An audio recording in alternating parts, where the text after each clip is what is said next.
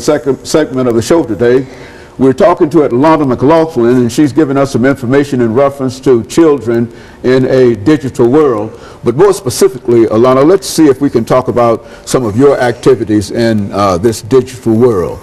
First of all, let's talk about some of the instruments that you use, the laptop, the iPod 2, and that kind of information.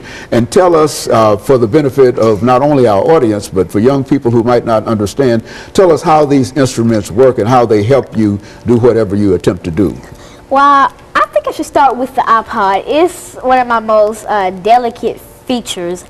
It has songs and, as you see, pictures and stuff like that.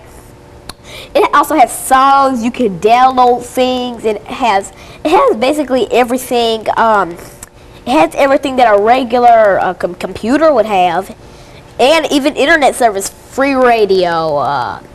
All that kind of stuff. It has book readers, automatic book readers, and when I first got an iPod, I found this was kind of big for just a small little nano-sized thing like this, but it has all of it. And I find it kind of weird that all this little thing right here, this little instrument has all those big features.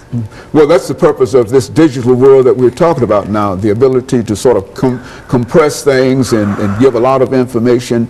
You're also involved with a laptop. I think and I know that all of these instruments you have is because I've purchased many of these instruments. And so, what about your laptop activity? I have a Windows 6 Live Messenger laptop. There's not really words to explain it. It's just so amazing. I mean, it has all the things. It has more than this little iPod here, and it has all the things this cell phone would have. Usually, people have these little things they used to have, like big monitor laptops, but laptops can be at least this size right now. I'm like, what? When did this happen? What happened to the 1980 big old monitor laptops? Now there's iPods this big and this small. What happened? What happened? Do you find that people have much access, children that you know have much access to these digital devices? And if not, what seems to be some of the problems that they have in terms of being able to have access to them? Sadly, I do not know many kids who have as much things as this, and cell phones and iPods and laptops and Nintendo DSIs and televisions. I don't, because the main reason why all these kids can't get to learn with these extravagant things is one word: what? Poverty.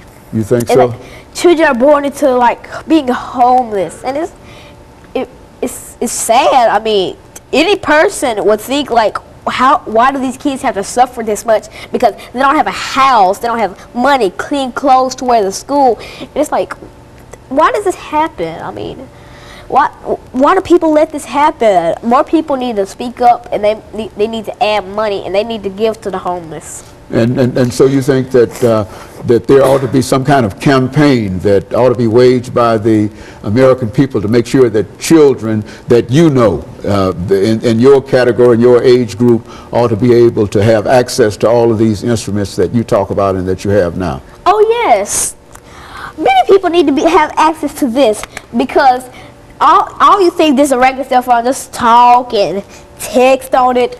This is my learning instrument. I read on here. I read stories on here. I read the news on here. And some people who don't have access to newspapers because they can't buy to have 17 magazine delivered to their house, or Life, or all that Pop Star magazine and stuff. This is all that in one thing, and it didn't even cost that much.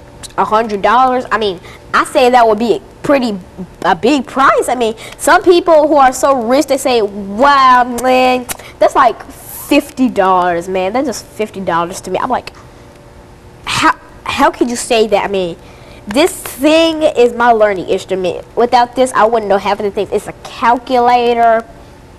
It's all that in one. It's a calculator as well as a reader and pedometer and just a whole lot of things, that a camera as well. And so you have in your hand a real instrument, and you think that a large number of young people have been sort of left out in terms of having all of these instruments, and that somehow we ought to be able to create a situation so that they can become more digitally aware. Is that what we're saying here?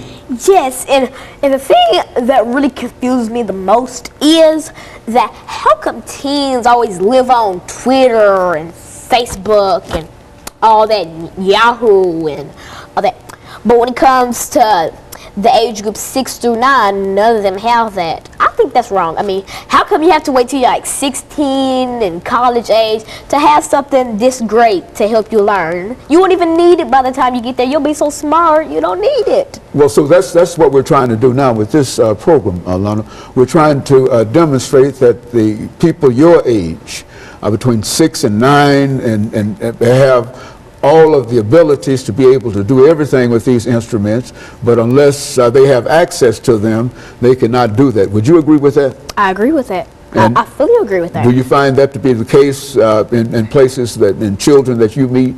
Do you find that many of them have these same instruments and have access to these instruments that you have? Yeah, and it's so sad because this little thing can be so amazing, but it's also the target of a thing called cyberbullying. This is where all the laptop and children in the digital world comes in, because all these students, they are on Facebook, Twitter. And say you're on Facebook and you just got done with your first day of school and you want to just kick back and talk to your friends. Well, maybe one of the mean girls at school tease you because you don't have a cell phone and say, I say you're beautiful the way you are. Even if you don't have a cell phone, you're extravagant in your own ways. You're amazing in your own skin. Mm-hmm. and very good, Lana. So we're getting ready for this second commercial break. And I want you to know that you've given us some excellent information in reference to in a real sense, the absence of many of these instruments among the younger generation of users. You've indicated that teens and perhaps those above teenage ages have many of these instruments available to them, but we are saying now over the last 20 seconds that we have here that more and more young people between the ages of perhaps 6 and 9 or 6 and teenage ought to have access, and that we ought to have a real campaign to make sure that this happens for all of them. Is that what we're saying? That's what we are saying. Very good. And of course we'll be back with our audience following this very, very short commercial break.